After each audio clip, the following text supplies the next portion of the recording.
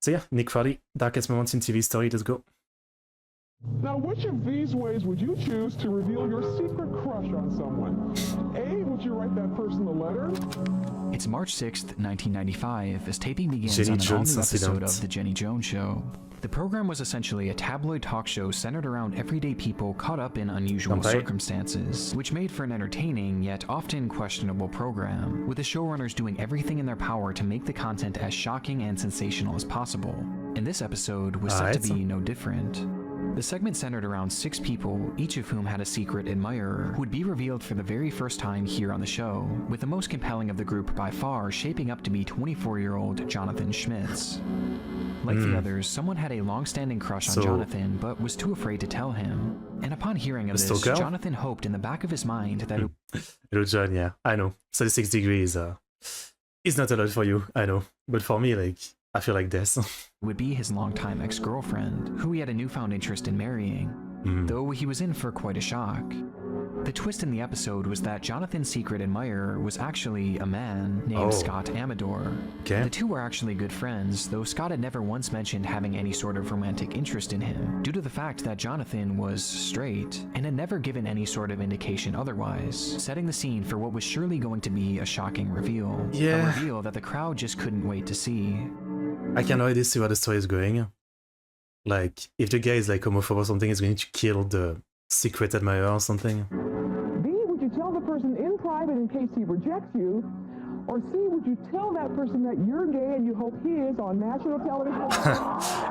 Yeah.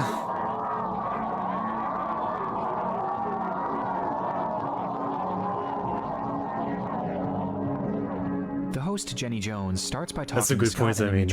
It's like you're scared of like telling the truth in private, but you're like gonna do it on TV. I guess it's one of those things of like maybe when it's for a show, so you never know. Like a lot of those kind of shows are like scripted, right? But maybe it gives him like the courage to do it. Friend, inquiring as to how this crush began in the first place. Like he's in TV, he has no choice. Donna and Scott. Now Donna has been helping Scott pursue his secret crush on John. John's backstage. He can't hear us. How bad's the crush? Tell me about the first time you met him. Where was he? Basically, well, he was under a car working on her brake line. Yeah. Oh. And that was your first time? What was your first impression? Well, I only saw the lower half of him, so you can imagine. Damn. Before she begins to dig even deeper, pushing Scott to disclose as much graphic personal information as possible, just to make things that much more entertaining, and his answers did not disappoint. Okay, I'm surprised, like this is a show from the 80s or something. I mean, it looks like it. This video quality is like, you would think like 1950s, but yeah, it's probably 80s. I'm surprised they're really like going deep on that. You have fantasies about him? I've had a couple, yeah. Yeah, you had when he was under the car, you had a fantasy about it. Yeah, something to do with like brake oil line snapping and... You have another one that involved, you were in a hammock or something? Tell us about that fantasy. Yeah, Isn't brake oil kind of bad? Hammock. With all of Scott's secrets now out in the open, it was time to bring out the man himself, the object of Scott's affection, who had absolutely no idea what he was walking into. Let's have John come out here and I'm not ready for this one. That's gonna be cringe. It's probably going to be like super like homophobic or something.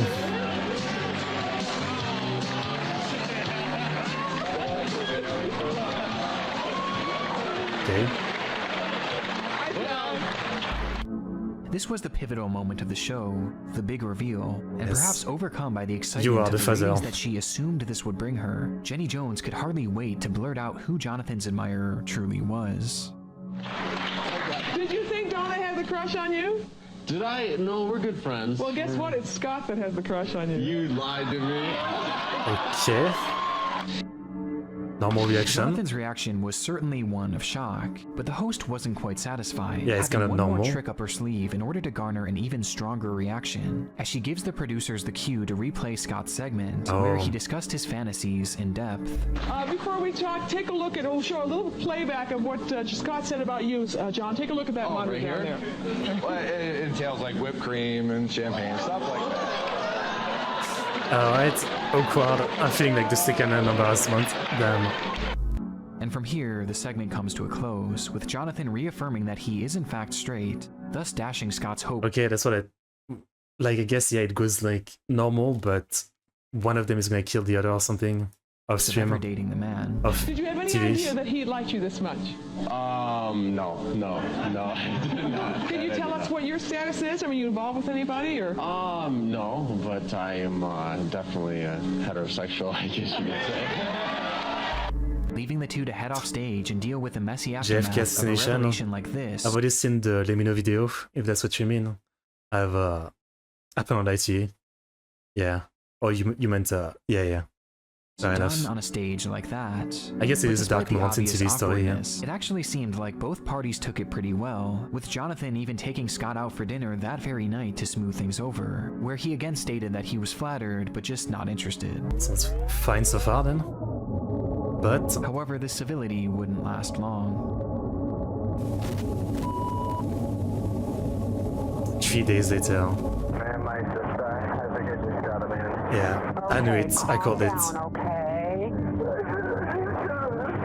Okay, why did you do that?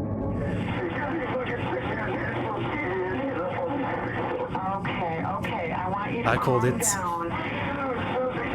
He peeked on me on national television. I mean, like, why though? Like, he seemed perfectly fine. Like, he has nothing to be embarrassed or anything. So why did you even do that? I'm afraid of disappointing his father. Guns in the car. But he's not gay, someone else was gay. Calm down. Okay, can you tell me again why you shot the man? Very anti-gay. Still dumb though.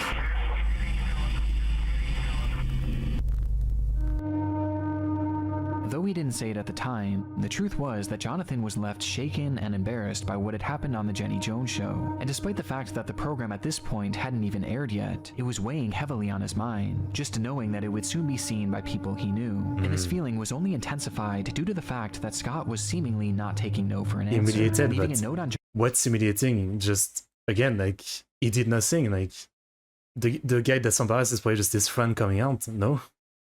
Like, the main guy, I don't know, tricked into appearing. Okay.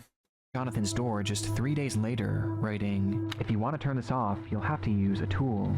It takes a special tool." This note was his breaking point. The moment Jonathan read it was the moment he made his mind up. Female friend was He was going to confessed. kill Scott Amador. Okay. He left his house right then and there and purchased a shotgun, which he used to break down Scott's door, I mean, it's still dumb. approaching Come the on. man and firing 2 shots at point-blank range, both of which connected, killing Scott instantly. With his mission accomplished, Jonathan sped away from the scene, calling the police shortly after and confessing to everything, stating his sole motivation for doing this being the humiliation he felt It's from free now, Scott's yeah. own Not confession on surprised. that TV show, as well as his continued flirtation despite Jonathan's obvious disinterest. Though clearly this was no excuse to kill, and as a result, Jonathan was arrested and given 22 years in prison. I guess it's like, yeah, 22 years is definitely out by now. I guess, like, I understand, you know, it's the classic, like, those kind of TV shows always do some, like, tomfoolery behind the scene, trying to, like, really trick people and get the craziest reaction and stuff like that. But this one really doesn't seem like that big of a deal. Again, like, he himself said, I'm heterosexual, I'm not interested. Like, what does he have to be embarrassed about? Like, someone else is into him. Like, yeah, the TV show closed. Yeah. Ah, damn. Oh, Evan Flair. Joaquin Phoenix Joker be like that. Really? From which he was released back in 2017. Due to the fallout from 2017. this episode, it was pulled from the lineup before it even made it to air, but today the full recording can be found across the internet, giving us a look at the stage on which A Killer was made, and a scene that has now become Never watched the movie, immortalized no. as one of the darkest moments in television history. Oh, he shot the TV host live. Okay. I mean, yeah, this is a sad one, but I guess I could see it, like, the second he started, like, presenting the thing. Like, yeah, I was like, he's probably homophobic and he's going to kill the guy. I figured. I guess it didn't happen on live TV itself, but again, you know, the show literally, like, is the setup for what it happened. Though again, I think you can blame the guy more than the show. Like, the show did some tomfoolery, but I don't know. Yeah. Made fun of on TV shows, so he shot him live, damn. Yeah, I haven't seen new Joker stuff, I've only seen Dark Knight Joker. Jared Leto, was it? Wait. Yeah. Was it? I forget. Who's the old Joker from Dark Knight? Couldn't take a joke. East Asia, that's the one. Rest in peace. Okay, well, fucked up first story. The internet is a dark place, and lurking around every corner are companies trying to steal and exploit our data. This is why I always recommend protecting yourself online with Aura, the sponsor of today's video. One of my all-time least favorite things in this world are spam phone calls and spam texts. They range from mildly annoying all the way to incredibly dangerous if you end up clicking on one of those sketchy links. And the unfortunate truth behind why we receive so many of these phone calls and texts is that big companies just can't keep our data safe. Or they can, and they just don't. I mean, they just sell the information, about how AT&T was involved in a massive data breach where 70 million of these users had their social security numbers leaked onto the dark web. And if you thought that was horrifying, a few weeks ago they announced that the stolen logs also contained records of every number those customers ever texted or called, meaning that even if you don't use AT&T, you were likely still affected by this breach, whether you know it or not. And for that reason, most of our phone numbers are just floating around out there being accessed by the worst scammers. So what can you do to protect yourself? Well, Aura is a great option. They're an all-in-one digital protection service that gives me alerts every time my phone number or any sensitive information of mine has been compromised. I also get things like transaction monitoring, a VPN, antivirus, a password manager, parental controls, and identity theft insurance. And best of all, I get this in one app at one affordable price. Aura is honestly a great service that I recommend to anyone out there using the internet, which obviously includes you if you're watching this video. And personally, I'm not leaving myself and my family vulnerable to data breaches. And if you don't want to either, go on over to aura.com/NickCrowley where you get your first 2 weeks completely free, which I've also linked down below in the description. Very good. Very good. 7月4号的晚上，一家人正常入睡，到了5号凌晨，意外发生了。5点半早晨，我醒了。我醒了的时候你不在。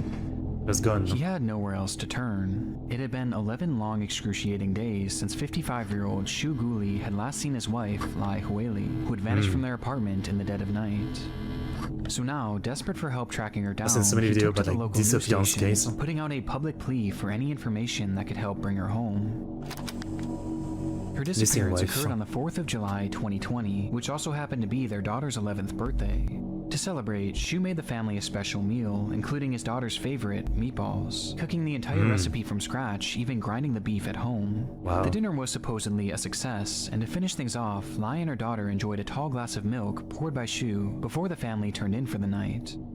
Hours later, in the dead of night, Shu woke to use the restroom, and upon getting back into bed, he briefly watched his wife as she was sleeping peacefully next to him, before he fell back asleep. Yeah, I've seen the news about that. He would never see her again. It's quite something. 24 hours later, Lai Huili was officially reported missing, and a full-blown investigation into her whereabouts was launched. Which is where things begin to get strange. When police searched the apartment complex, they noted a large number of security cameras positioned all over the property, both inside and outside of the building, making it all but certain that Lai would be seen in the footage at some point leaving the apartment, which would at least give investigators a timeline as to when she left. The footage first shows Lai and her daughter taking the elevator up to their apartment at 5:04 p.m., which was presumably right before their meal. Okay. From there, over 6,000 hours of footage would be reviewed frame by frame, though strangely, Lai was never pictured again. To investigators, this was impossible. I remember another case like this I saw in a different video. I think it was some woman who took an elevator, but there was a blind spot in camera between the exit of the elevator and somewhere or something. I think it was a Japanese case, yeah. And they had no idea what happened. There's so many theories that she went to kill herself by going in some water tank or something like that. But yeah, there was camera everywhere but a few blind spots, and she disappeared in a blind spot. It was never seen again. I remember a case like this. Every single possible exit, and it was shown that not a single route would have made her completely undetectable to them, which quite simply meant that she could not have left the building. She had to be somewhere inside. And so they searched everywhere in that complex, from the unit she lived in to the AC vents, the water tanks, storage units, everywhere. Though still, they found nothing. Lai was gone, but at the same time, she clearly hadn't left. It was no wonder why Shu felt so helpless in the situation. That's crazy. Fearing that they were reaching a dead end, he began what essentially became his media tour, as he attempted to get as many eyes as possible onto the case in order to help find his wife. 许先生说，7月5号凌晨12点半，他起床上洗手间的时候，妻子还躺在身边。到了清晨5点半，床上就只剩下他一个人。我也没在意，对吧？您当时为什么没在意？为什么没？这很正常。之前有没有发生过这种事情？没有。Yeah, that's something. I forget, like, you know, we don't know the reason she left. Like, it might have been she was actually trying to leave him because, I don't know, he's abusive or something. But that doesn't really explain still the way she can disappear from any camera, right? 我把女儿叫起来了，因为女儿在隔壁嘛。叫起问她一下，我说你妈妈有没有看到？她说没看到。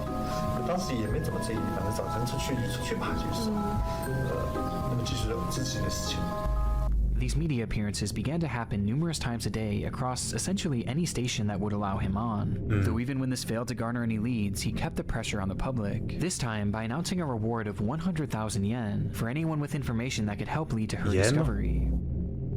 Meanwhile, investigators kept digging, searching the area again and again, but still, it just wasn't adding up. There was no way out of that building that hadn't been thoroughly checked over. Oh, Yuan. Well, except for one. In what was likely a last-ditch idea, one of the investigators had a hunch that they should check the community septic tank, as that was really the only place that hadn't been thoroughly picked over yet. And so dozens of trucks moved in to sift through weeks of raw sewage. They searched for 25 hours within the grime, filth, and unbearable stench, until they found something. It was an unusual gooey mass that no one could seem to identify, and wanting to know more, they brought the substance back to the lab for testing. I don't know what's going on, like, people have been saying that for a few days, that they're having a hard time posting comments in the chat. I have no, like, filter for anything, so I have no idea what to tell you. I don't know if it's just my stream or the stream. To discover that they had essentially just solved the case. They had found Lai. Damn. Or at least what remained of her. She tried to go through the sewers, or despite the story Shu had told investigators and the media, things didn't actually happen the way he said they did on that fateful night. Instead, the couple had actually gotten into an argument after Shu had cut his hand while preparing the meatballs, to which he blamed his wife for the injury, causing the two to have a verbal spat.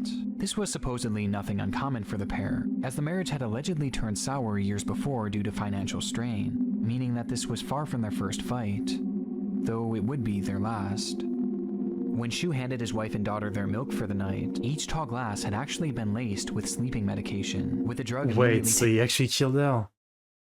Hello, Chickster. Damn, I guess it's like that sometime, yeah. There's a lot of, like, you know, cases like that where, like, someone, you know, lose a family member or disappear, and they go on TV and act like, you know, please come back and all that, but they're the one who did it. Yeah. Least sane Chinese household. Yeah. Taking effect and knocking both of them out. And with the house now silent, he smothered Lai with a pillow, thus ending her life. But if this was the case, then how did she end up just fucking divorce? Well, Shu had a plan. He had previously purchased several large butcher knives, which he used to cut his wife into smaller pieces. However, this still wasn't enough for him, as he wanted to make sure that every trace would be discarded in the most effective way possible. And so he turned to the kitchen, and more specifically, the area he had prepared the meatballs in earlier, before proceeding to place her remains through the meat grinder. Fucking hell. Turning Lai into an unrecognizable mass of flesh that he would then methodically flush down the toilet over the course of many hours. I see. 7月4号的晚上，一家人正常入睡。到了5号凌晨，Other countries, yeah. 5点半早晨，我醒了。我醒来的时候，你 like it really shows, you know, some people like tend to say, you know, you can tell when someone is evil or something, but I can't. Like, I was believing him at first. I was like, yeah, like, what happened to his wife? I'm looking at like his interview, and you know, it doesn't seem weird, right? Yeah, I always get tricked with stuff like that. Like, sometimes you can really tell someone is weird, but a lot of the time I just get, you know, genuinely tricked. Yeah. If he didn't promote it like that, yeah. But sometimes he probably thought, you know, that if he doesn't do enough, they're gonna think he's sus. Yeah. Damn. Despite playing the role of a loving husband and even a victim across his television interviews, this man had actually not only killed his wife, but desecrated her remains in a horrendous fashion. And looking back at some of his answers, it's honestly not all that surprising. Them clouds. 一个人他出不去的，按他的智商，老实说，我这么多年了，这跟他走不去了，对他了解，他是出不去的，就是。Practice in Among Us. As a result of his crimes, Shu Gulai would be sentenced to death, with his execution being set to happen in the near future. Fucking hell. Like again. I thought this was more of I guess I should have known its darkest moments in TV story, so yeah. I should have known right away. Obviously, he's probably lying. He's the one who did it. Yeah, there's so many cases like this where like the killer goes on some interview or something and tries to get away with it. It's insane. Kenji Nagai.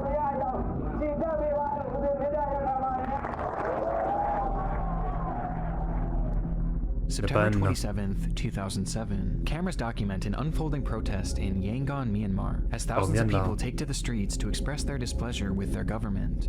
The demonstration was part of an emerging struggle later known as the Saffron Revolution, with tensions having risen in the month prior when the government made the decision to remove subsidies on the price of gasoline, thus causing gas prices to inflate overnight by over 60%, throwing the economy into instant turmoil. In response, this Saffron Revolution began, which was largely spearheaded by the monks of the region, who all preached a peaceful protest, believing that the government would soon come to its senses. When wait, I think I might know. Actually, no.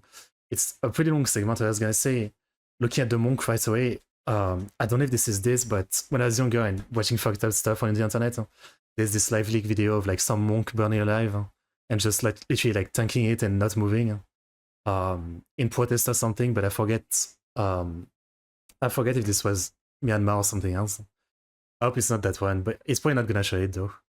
Otherwise breaking, what is this? Yeah, it's a compilation of like dark moments in TV history. This one right now is about Myanmar, yeah. That their citizens were unified against them. However, the government showed no signs of letting up. In fact, on this day, they had actually begun taking offensive measures, going as far as to arrest hundreds of monks in response to their picketing. For the residents, this Jimin Belisarius, the Emperor's Sword, I've watched it, yeah. Display was shocking, as they struggled to understand how their own government could jail these religious figures. But they had no idea just how much crueler they could get. As the demonstrators marched in the street that day, a line of officers announced that they had 10 minutes to go home or else they would face dire punishment. But the crowd refused to back down, being intent on marching on to let the world know just how serious they were. And with neither side willing to budge, the officers began to fire their weapons, first into the air as a warning, and then directly at the protesters.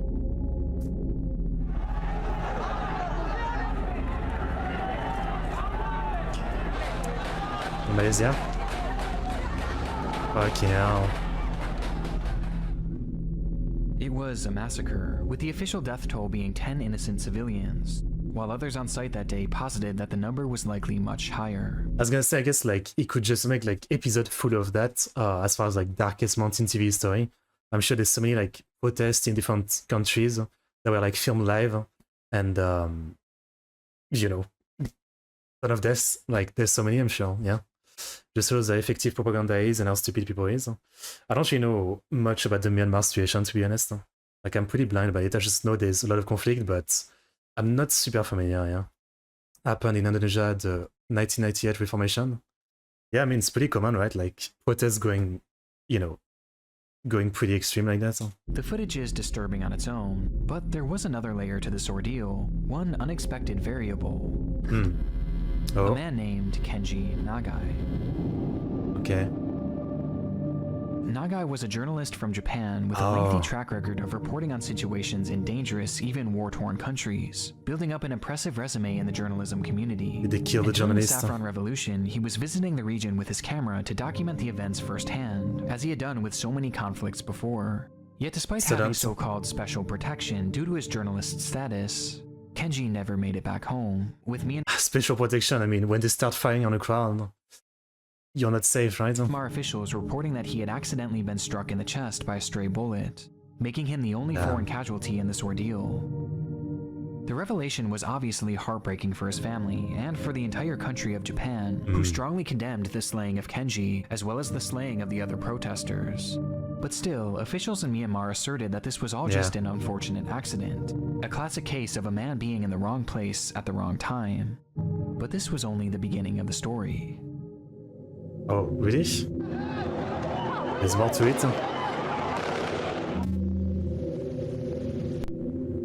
Days later, the Japanese media would receive a video recording of the bloodshed that occurred on that notorious day, when the streets of Yangon turned into a one-sided battlefield. Or did he find his camera or something? The contents were alarming, to say the least.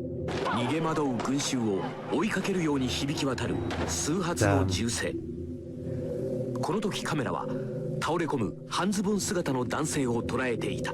Oh, was it like they said he was distributed, but this shows they actually just attacked him directly? The footage shows a crowd of people desperately running for their lives, when in the corner of the frame you can see a man dressed in white, holding a camera as he falls to the ground. Yeah. It was Kenji Nagai, and he hadn't tripped or even been shot at this point, but instead, he was seen being pushed by a soldier. A soldier who now pointed his weapon at the man who was now lying helplessly on the ground, and fired a shot directly into his chest, leaving him there to die. Straight murder, yeah? Following this, a separate photographer on the scene managed to capture an image of Kenji moments after the attack, and in the photo, Nagai was still holding onto his camera, documenting the carnage around him, as he lay there bleeding to death, having taken a bullet directly into his heart. The revelation was shocking for a few reasons. Most obviously, it disproved the initial claims that Kenji Nagai had been shot by a stray bullet, as this was clearly and quite literally an execution, but it also showed the entire world these harrowing yet inspiring images of a fearless, passionate journalist who continued documenting the battle around him, even as the life left his body, with his corpse being shown minutes later still holding on to that camera. Which leaves us with one burning question. What happened to that camera? Kenji Nagai had quite literally given his life to capture the images on that device, and with the man being so close to the action, it was likely that whatever was on that camera was incredible, and perhaps even showed his execution up close, which could give more details about how exactly his passing came to be. Yet when his body was returned back to his family in Japan... I mean, at this point, they just executed him. Like, do you really need more info? You know? Like, I guess maybe you could see who did it, maybe you could find him. And that camera was nowhere to be found, despite it being in his hands when he passed. Had it been left behind? Was it destroyed in the carnage? Well, it wouldn't take long for these two questions to be answered, as more footage of the event would soon emerge, again on Japanese television. The clip appeared to show one of the soldiers responsible for Kenji's death, going in and physically prying the camera from the dead man's hand. And from that point on, it had never been seen again. And with that, one of the most unique lost media searches of all time was underway. And this wasn't an example of lost media that's better off staying lost either, as Kenji's own family was desperate to get this camera back in order to showcase his final images to the world. And so they put out various requests, pleas, and even started a petition begging the government of Myanmar to turn the camera over. It'd be crazy if they actually get it back. Ones who held it in their possession. It'd be crazy. Though despite the immense public pressure throughout the years, like if the government took it, they would have destroyed it. Like no point in keeping it. Nothing ever came of their pleas. In fact, not only did the Myanmar government refuse to give it up, but they continued to assert that Kenji's death was nothing more than an innocent accident. And for many years it would remain this way. Until out of nowhere, a full decade and a half later... Oh, they actually got it. Damn.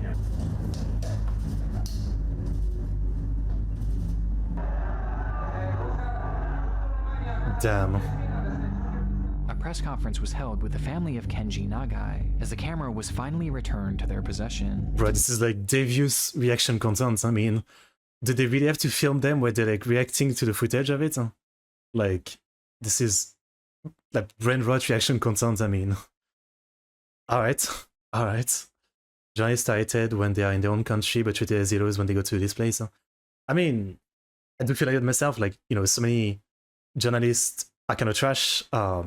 And don't really deserve the name journalist, but the one that covers stuff like this and risk their own life to cover, like, you know, really important stuff, it's easy to respect, right? It's a big difference. You know, but a lot of people call themselves journalists, and you know, when they're just like doing like the shittiest story about, you know, this person, you know, barked, you know, like insulted this other person on the neighbor, and now they have a fight. That's like the news story. The story of how this camera got back to them is almost entirely a mystery. A group called the Democratic Voice of Burma was involved in some capacity, though they credited an unnamed individual as the catalyst behind its recovery, with many believing that this person had likely stolen the camera from the government and smuggled it out of Myanmar. But aside from the speculation, no further information was provided, which was probably done to ensure the safety of the individual involved. And despite having no confirmation as to where this camera had actually been, the family finally had it in their possession after 15 long years. You'd think it would be and lost. They've actually gone on to release bits and pieces of the footage from that day to the media, which finally gives us a look into some of Kenji's final moments. Movie? There might be one.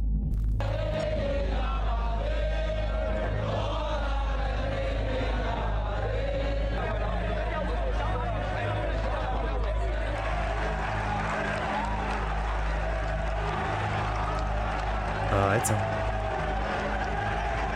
I mean, true journalist. True journalist. That's the kind you respect.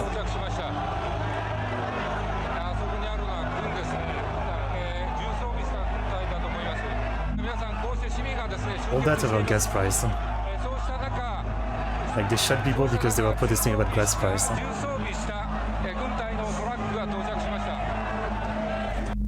Uploaded instantly to the internet. Pointing out the military that had moved in to quell the protests. That's really like, I guess, one of the benefits of live, yeah.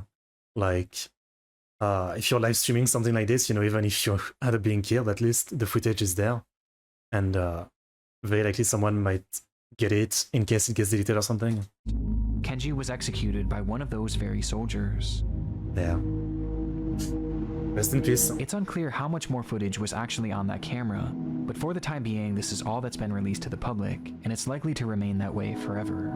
Yeah. Today, his family hopes that this footage will help highlight the fact that the problems in Myanmar are actually still very prevalent, with the civil unrest continuing to lead to the deaths of hundreds, even thousands of people per year. As for many of the citizens, the battle rages on.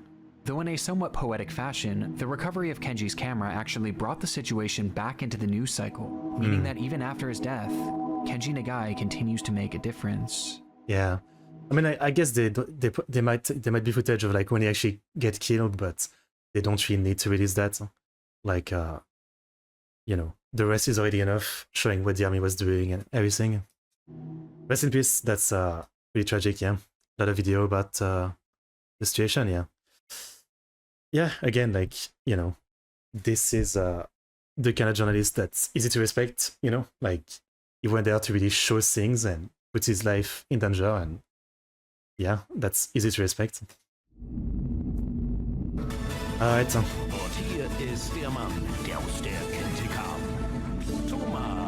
Wetten Das, Germany. Another TV show, of course. The Wetten Das accident. So many like insane TV show.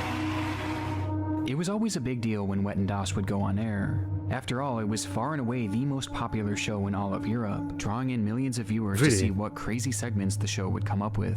The premise of the show was that the contestants were given various unusual challenges that they would attempt to complete in front of a live television audience, with these challenges always being somewhat tailored to the contestants' lives. Though these silly challenges would usually be contrasted by someone attempting something a bit more daring, with these stunts often being reserved for people with some sort of special training beforehand to assure that they were physically and mentally up to the task. Didn't someone get banned for doing this recently? The show was very intriguing, with an air of fun and danger all rolled into one, as you never really knew what you were going to get when you tuned in, leading to their program polling roughly 20 million viewers per episode at its peak, which was also helped by the A-list celebrities that often made appearances. And on December 4th, 2010, the lineup was particularly stacked, with Cameron Diaz being featured as well as Justin Bieber, who was set to perform in front of the millions watching at home. I remember Cameron Diaz. Would start off with a stunt performed by 23-year-old Samuel. Actress 20 years ago or something. Samuel was a stuntman and actor in training, already having one stunt credit to his name and a vast amount of training under his belt, making him the perfect candidate to perform something more dangerous and physically demanding. With this in mind, Samuel was given the task of jumping over 5 moving cars, each of which progressively getting longer and harder to clear. Yeah, like some big YouTuber or something just got banned on YouTube for that. He was doing like something like that, like live streaming himself, like jumping over cars, like Lamborghini or something, like driving crazy fast at him, and he had to jump over them. It was fine, but they banned him for it because obviously it's, you know, like pretty bad to do, I guess, or something. But yeah, that is like, it's cool on paper, but yeah, it's obviously insane dangerous. I guess like any TV show like that where they do like crazy stunts and challenge, fear factor and stuff like that, I guess it's always bound to have like someone dying at some point, you know. Like all of this show probably like start with the idea that, you know, we're gonna run as long as we can until someone dies. That's probably what it is. Justin Bieber is 30, yeah. So that's quite something. Clear. And in order to help make things a bit easier, he was given spring-loaded boots or kangaroo shoes, which would allow him to jump higher. The stunt was right on the border of Samuel. Okay, I get the point, but actually, maybe it's stupid, but I'd rather not have anything. Like, I feel like, you know, the problem with this is that if at the last moment you kind of realize you can't make the jump or something, like you won't be able to like redirect yourself to the side or something. So yeah, I'd rather like be free to move. I don't know. Yeah. Oh damn. Capabilities, as during his practice runs, he was just able to clear most of the vehicles, though not without falling multiple times, making it a true challenge, which was what the show was all about. Yeah. And at Samuel's request, his segment would open the show, with his mother watching from the stands, having a microphone attached to her, ready to capture her reaction. Get us timing.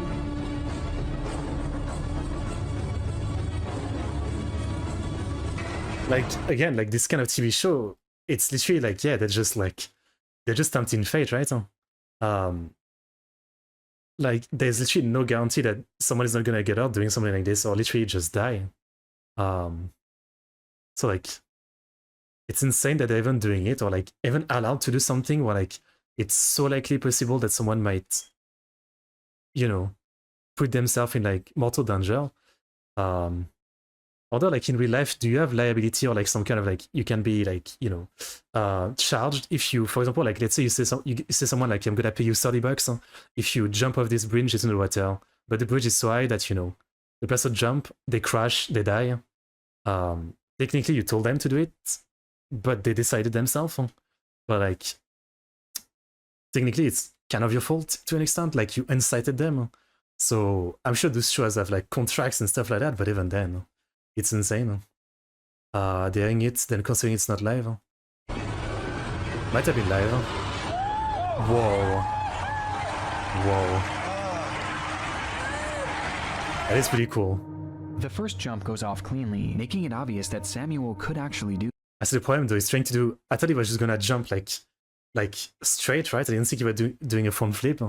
Like the problem is obvious. If he missed a little bit, his head or his neck is directly going to hit the car. This, though when approaching the second car, at least like if he jumps straight, if something hits it's his legs, right? But like the way he's doing it, he's gonna crash headfirst into the top of the car. Fucked.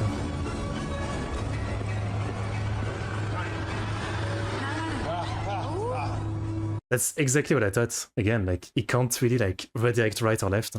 Samuel bails out, feeling as though something wasn't quite right with his approach. This meant that he would now have to execute the next 3 jumps without fail, or else he would lose the bet. And with the pressure mounting as the third car approached, I had to kill someone on live TV for entertainment.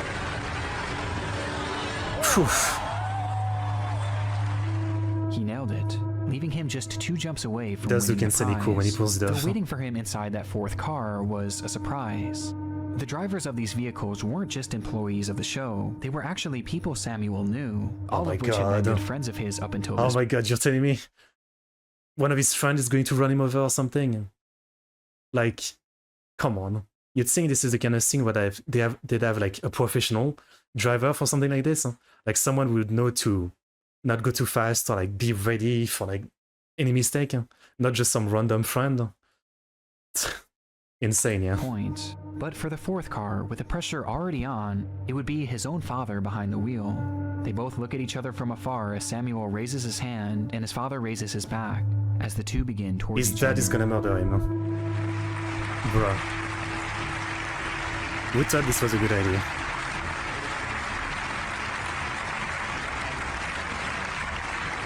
Like, you can't tell me this isn't literally what they're selling with the show. Like, you know, people are watching literally for that. Like, they're not watching for him. Some people are probably watching for him to like do it, to manage to clear it.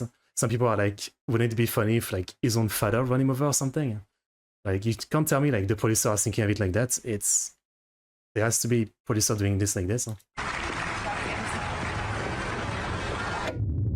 Yeah, head first into Samuel jumps, but immediately something is wrong. He's just a bit too low, causing the back of his head to make contact with the windshield. Called it. From the footage, it looks like just a graze, so insignificant that you might miss it. Broke his neck, probably. It's believed that in this moment, Samuel hit his head in such a way that he was knocked unconscious, leaving him in the air with no way of sticking his landing. Oh, fuck. And with that, he falls to the ground, unable to protect himself, landing directly onto his face, with his mother's microphone briefly capturing her initial reaction. Insane. Coliseum 2.0, yeah. At least Gladiator used to live. Really? Isn't one supposed to die?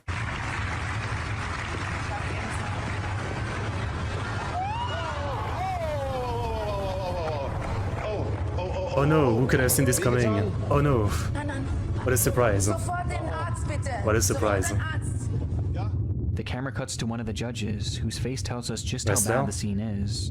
Samuel isn't moving and is totally unresponsive. Scripted, Even really. as his mother runs from the stands to comfort him, he doesn't move an inch. Even worse, the program was beloved due to the fact that they aired no commercials. It was a live feed for as long as 3 hours. So it was live. It was live, yeah. That's why there's the footage. Meaning that they had no commercial break to cut to. And remember, this was the very first segment.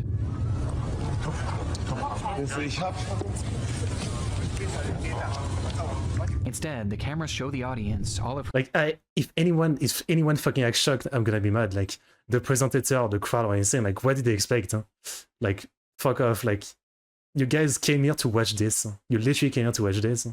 I mean, you're not even here to watch, like, a super professional or something doing something crazy, like a magician, like, you know, swallowing a sword or something. Like, you're coming to watch some random dude. Like, what did you expect? Huh?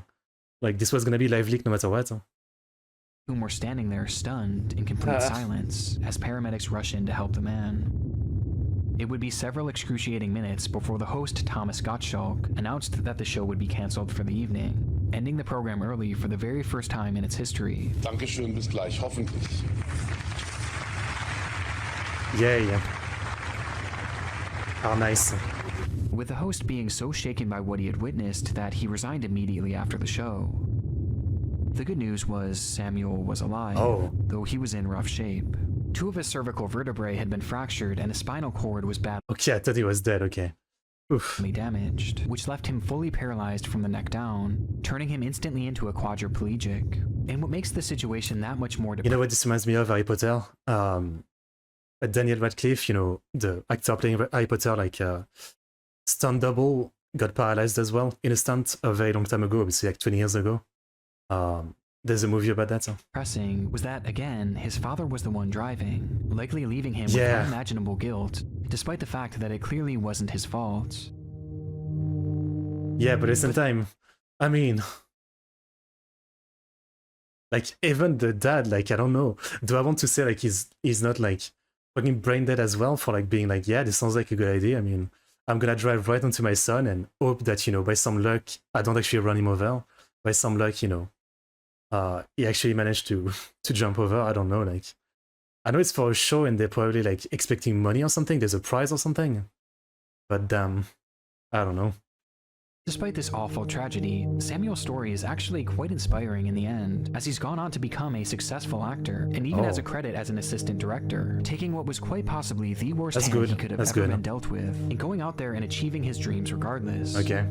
Though meanwhile, Wetendas never really recovered from the incident, and would be cancelled just a few years later due to low ratings, with the most popular episode after the incident being one where Samuel himself actually made an appearance, where he forgave the show and claimed that what happened to him was not their fault. Though it seems the general public was not able to forget that horrific moment they had Like that's really the thing, you know. On one hand, you know, he's a grown man, he made his own decision to do this and all that. Huh? But again, like they incite people with money to do this kind of crazy shit, right? Yeah. I mean, it's kind of like the recent Mr. Beast drama, right? Like some people have been saying that about the guy that, you know, was doing that challenge of like staying in some room for like forever with the light always on and all that. And kind of going crazy from it. But again, he was proposed like, what was it, $300,000 or something for doing that. So again, like, you know, everybody is kind of weak to money. So it's such a strong, like, a strong appeal that it makes people like forget logic. That's really what it is. The audience is a problem too, yeah.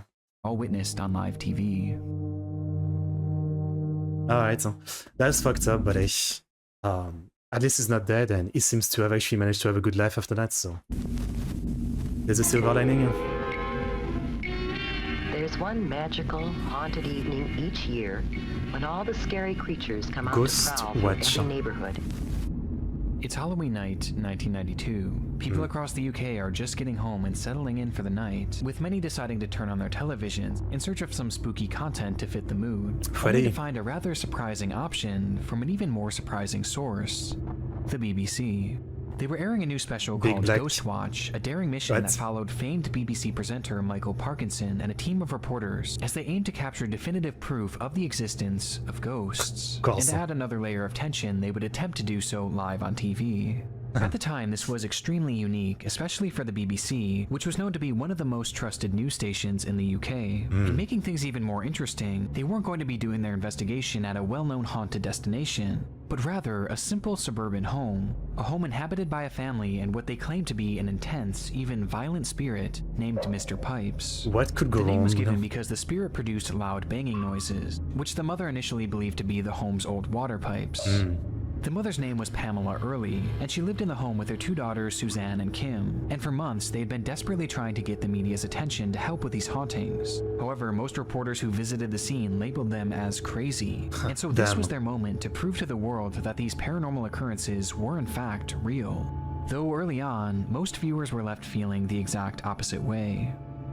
Inside the home, reporter Sarah Green would experience essentially no activity for the first hour, with Michael Parkinson and a skeptic they had brought on for an interview casting serious doubt that the phenomena experienced inside the home prior was anything supernatural, instead blaming these supposed occurrences on psychological issues. And things only got worse from here, as upon hearing Mr. Pipe's infamous banging noises, Sarah actually caught Suzanne making the sounds herself by hitting a hammer against the wall, essentially disproving the entire story of the house. Quite extraordinary. Wait, so... Okay, how does this lead to like a darkest moment? But okay, also, yeah, like, she wants to prove there's ghosts, so she invites like a live television crew, and then she's out there just banging an hammer against the wall, thinking she's not gonna get found out. Like, thinking they're not gonna like go investigate. To catch a ghost, and sadly, very sadly, what we witnessed was a remarkable exposure of a hoax. Let's not be too hasty. Oh, come on, Doctor, please. It was a rough showing. However, by the show's final hour, things began to take an unexpected turn. Suzanne, are you okay? It's all right, love. Don't get upset, love. Your mum's here. Oh, dear God. What? Suddenly, the show cuts to Suzanne, who is lying unresponsive in her bedroom, completely covered in scratches, thrusting the broadcast into utter chaos. We will stay with you. What was that? Where are we going? Just outside.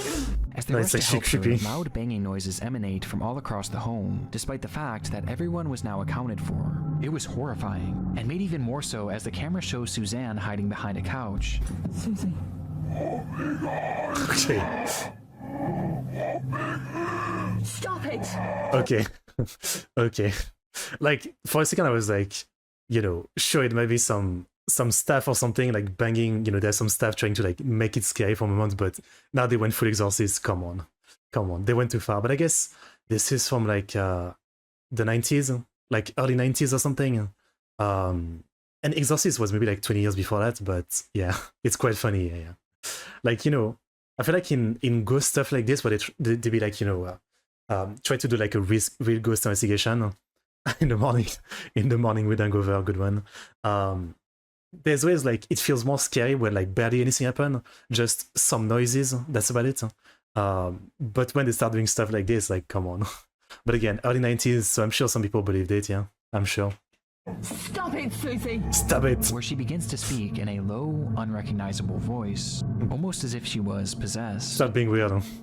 Now, in case you haven't caught on yet, Ghostwatch is a work of fiction. The entire show was actually a staged, pre-recorded movie, with everyone you see here being actors, except for Michael Parkinson, who was actually a presenter of the BBC. Oh wait, but were they like trying to present it as real? What is...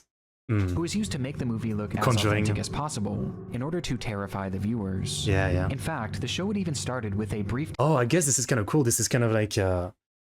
Isn't the Blair Witch Project like 1996 or something? Which was, you know, it's often credited as like starting the craze of movies, or movies that try to like have like, you know, an handheld camera style, just kind of like trying to make it seem like it's real, you know, like it's a real documentary or something.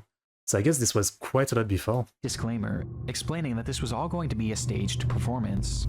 Now on BBC One, Screen One presents an unusual and sometimes disturbing film marking Halloween. Using the modern idiom of the outside broadcast, Michael Parkinson, Sarah Green, Mike Smith and Craig Charles star in Ghostwatch. But the problem was, most people didn't see this. Oh. And with the movie aiming to look as authentic as possible, many just took it at face value and truly believed that they were watching an actual real-life possession. I would have been scared as a kid, yeah. No doubt. And the program wasn't over either.